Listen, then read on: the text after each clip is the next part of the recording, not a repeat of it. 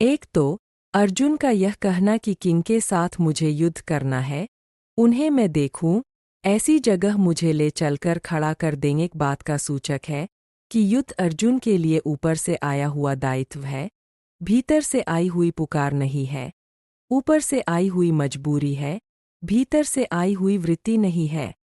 युद्ध एक विवशता है, मजबूरी है, लड़ना पड़ेगा, इसलिए किससे लड़ना है, इसे वह पूछ रहा है। उनको मैं देख लूं, कौन कौन लड़ने को आतुर होकर आ गए हैं, कौन कौन युद्ध के लिए तत्पर है, उन्हें मैं देख लूं। जो आदमी स्वयं युद्ध के लिए तत्पर है, उसे इसकी फिक्र नहीं होती कि दूसरा युद्ध के लिए तत्पर है या नहीं। जो आदमी स्वयं युद्ध के लिए तत्पर है, वह अंधा होता है। वह दुश्मन को देखता नहीं, वह दुश्मन को प्रोजेक्ट करता है। वह दुश्मन को देखना नहीं चाहता, उसे तो जो दिखाई पड़ता है, वह दुश्मन होता है।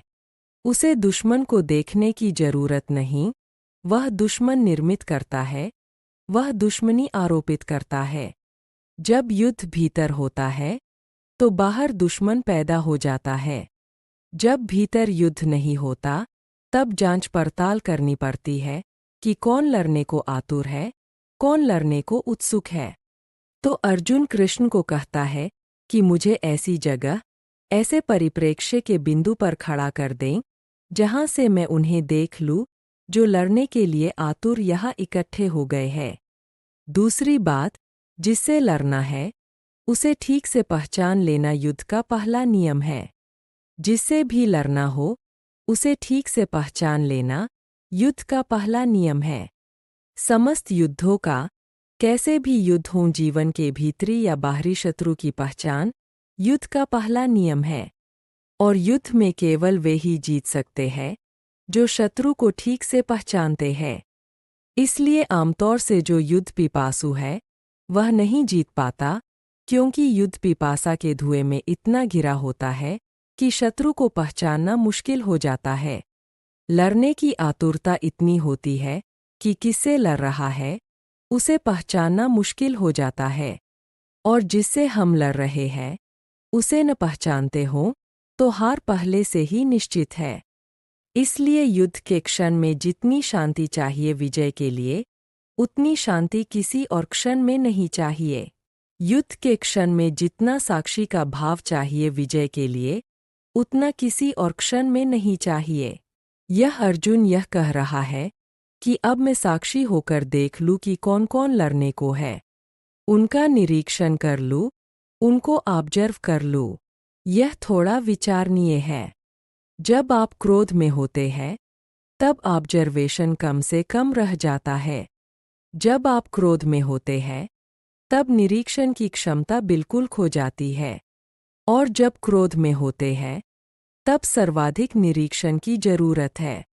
लेकिन बड़े मज़े की बात है, अगर निरीक्षण हो तो क्रोध नहीं होता, और अगर क्रोध हो तो निरीक्षण नहीं होता।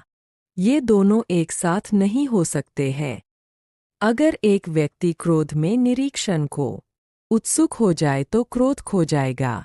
यह अर्जुन क्रोध में नहीं है, इसलिए निरीक्षण की बात कह पा रहा है। यह क्रोध की बात नहीं है। जैसे युद्ध बाहर बाहर है, छू नहीं रहा है कहीं, साक्षी होकर देख लेना चाहता है कौन कौन लड़ने आए हैं, कौन कौन आतुर है।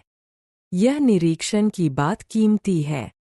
और जब भी कोई व्यक्ति किसी भी युद्ध में जाए, चाहे बाहर के शत्रुओं से और चाहे भीतर के शत्रुओं से, तो निरीक्षण पहला सूत्र है, राइट ऑब्जर्वेशन पहला सूत्र है। अगर भीतर के शत्रुओं से भी लड़ना हो, तो राइट ऑब्जर्वेशन पहला सूत्र है। ठीक से पहले देख लेना किससे लड़ना है। क्रोध से लड़ना है तो क्रोध को देख लेना, काम से लड़ना है तो काम को देख लेना, लोभ से लड़ना है तो लोभ को देख लेना। बाहर भी लड़ने जाएं तो पहले बहुत ठीक से देख लेना कि किससे लड़ रहे हैं, वह कौन है। इसका पूरा निरीक्षण तभी संभव है जब साक्षी होने की क्षमता हो, अन्यथा संभव नहीं है।